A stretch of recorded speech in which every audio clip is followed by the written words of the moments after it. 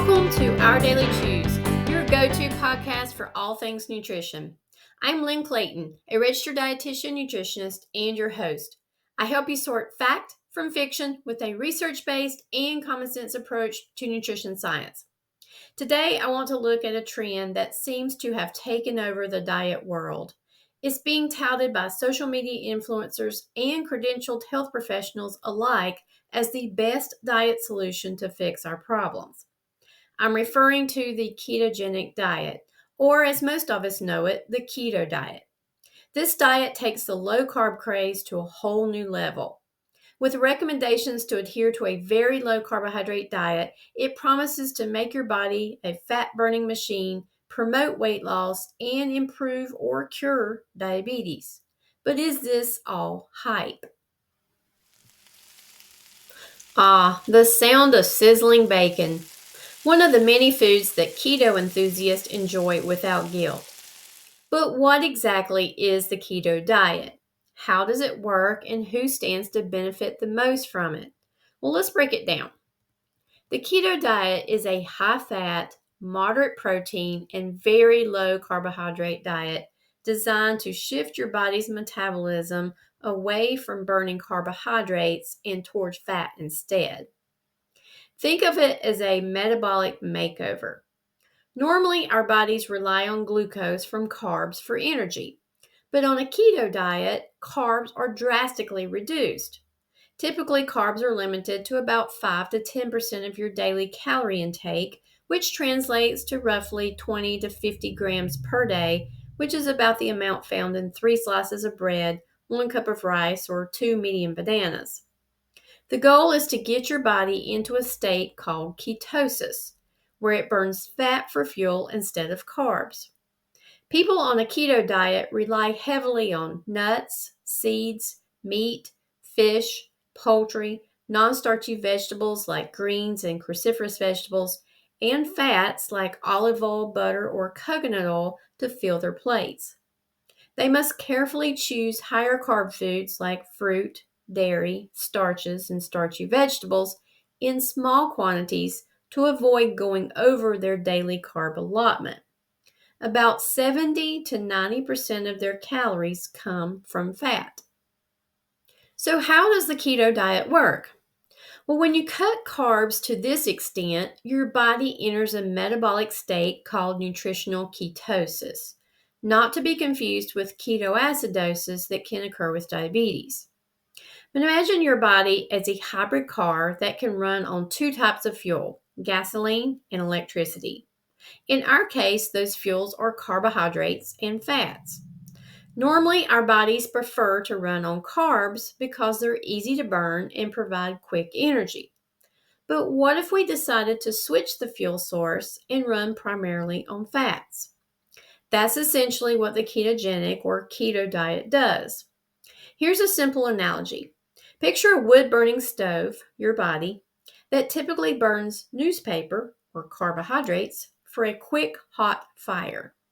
The keto diet switches the fuel to logs or fats, which take longer to catch fire but burn longer and steadier. This steady burn is what many people find appealing about the keto diet, a more consistent energy level without the spikes and crashes associated with carbs. The liver produces molecules from fat called ketones, which are then used as an alternative energy source.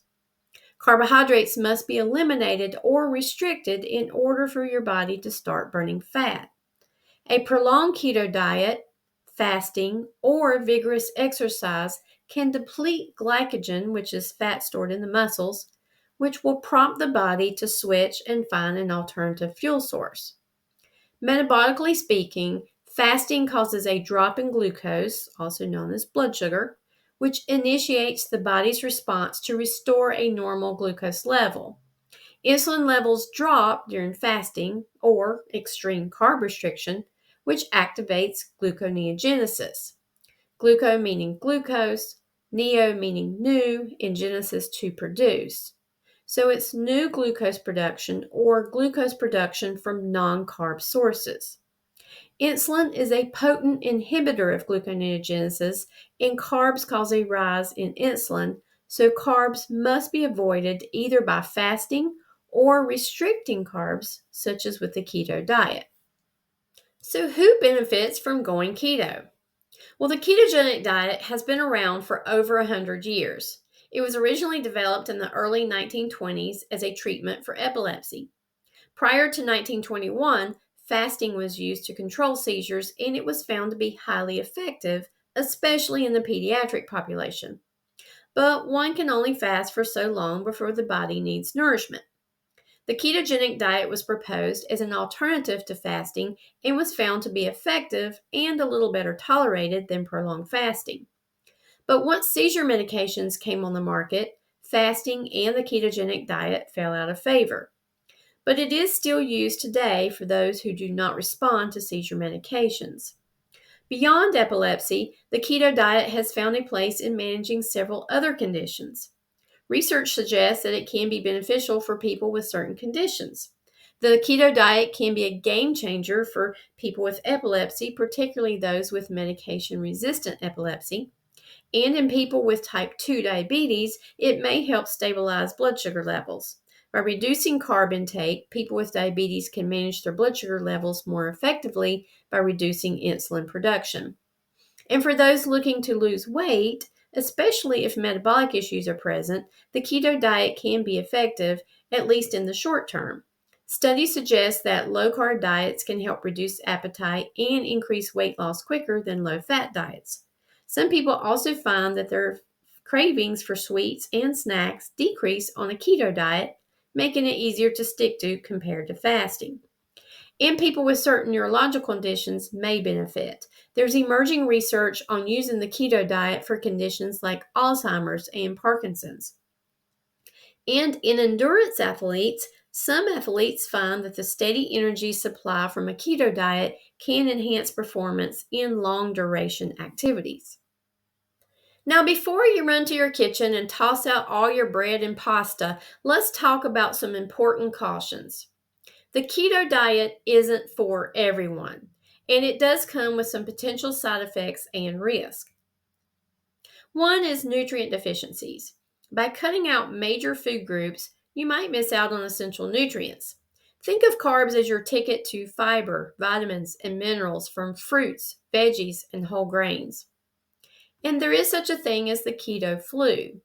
During the first week or two, some people experience the keto flu, which is a cluster of symptoms like fatigue, headache, dizziness, nausea, and irritability. This happens as your body adjusts to burning fat instead of carbs. Allow a couple of weeks for these symptoms to subside. And then, of course, heart health.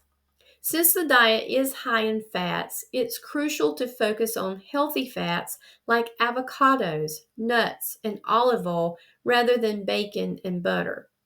Too much saturated fat can raise cholesterol levels, potentially increasing the risk of heart disease. And then, of course, there's long-term sustainability. Sticking to a keto diet can be challenging over the long haul. The restrictive nature can make social eating and dining out difficult as well. The keto diet may be contraindicated for those with certain medical conditions and those taking certain medications. Let's look at who should avoid the keto diet. People with liver conditions. Since the liver processes fat into ketones, those with liver issues should discuss with their healthcare provider first. Individuals with pancreatitis or impaired fat digestion, because the high fat intake can exacerbate these conditions. People with gallbladder issues should avoid an extremely high fat diet. People with diabetes taking SGLT2 inhibitors to lower blood sugar, such as Jardiance, Farxiga, or Invokana, are at a higher risk for diabetic ketoacidosis, or DKA, when they're following a keto diet. Pregnant or breastfeeding women need a balanced diet to support their and their baby's health, so avoiding entire food groups is not recommended since it can lead to nutrient deficiencies. The elderly may need more protein than a ketogenic diet provides to avoid that loss of muscle mass known as sarcopenia that occurs with advanced age, and a lack of certain nutrients is also a concern. People with a history of eating disorders. The restrictive nature of a keto diet can trigger unhealthy eating behaviors in those who are susceptible to it. and of course, certain genetic conditions. Those with carnosine deficiency or those who have impaired fat metabolism won't benefit as much from a keto diet. There are some possible side effects and potential dangers. A prolonged ketogenic diet can lead to nutrient deficiencies, particularly in vitamins and minerals typically found in fruits, vegetables, and grains. People following a keto diet should be under medical supervision to avoid nutrient deficiencies, which may lead to other serious conditions such as heart arrhythmias. And people may experience constipation due to the low fiber intake. And others might notice an increase in cholesterol levels, which could pose a risk for heart disease. Moreover, there's a risk of developing ketoacidosis, a dangerous condition where ketone levels become excessively high, leading to a low blood pH. This is rare, but can be life-threatening, particularly for those with type 1 diabetes. So there you have it, an unbiased dive into the keto diet. While it holds promise for many, it's crucial to approach it with caution and preferably under medical supervision. If you're considering going keto, it's always best to consult with a registered dietitian and your healthcare provider. Doing keto the wrong way, by eating lots of saturated fat and processed meat, can do more harm than good. And you can always cut back on carbohydrates without necessarily going keto. So thanks for tuning in to Our Daily Chews. If you enjoyed today's episode, don't forget to like and subscribe to get notified of new episodes each week. And remember, when it comes to nutrition, one size never fits all.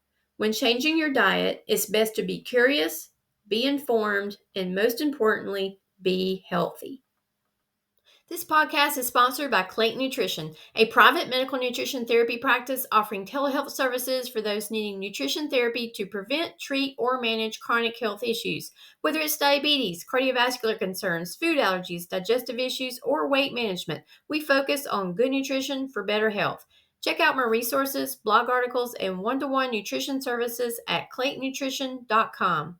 And Clayton Nutrition is offering Better Diabetes Control, a 6-video module course covering everything you need to know about managing diabetes. Get your diabetes questions answered in this self-paced course. It includes a booklet and resources to guide you. Go to claytonnutrition.com/nutrition-courses to learn more and sign up to get started.